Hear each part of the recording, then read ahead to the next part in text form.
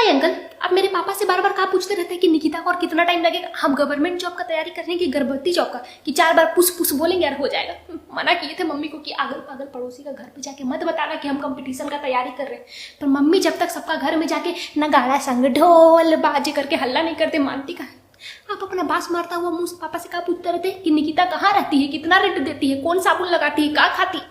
आपको कौन सा कीड़ा कहाँ पे काटता है जो आप ये सब पूछने के लिए मजबूर हो जाते हैं।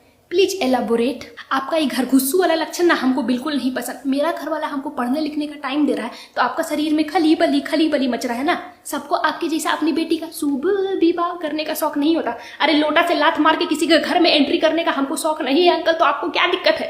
बुढ़ारी में कोई बच्चा आपको बुद्धि दे, सब आपको शोभा देता है।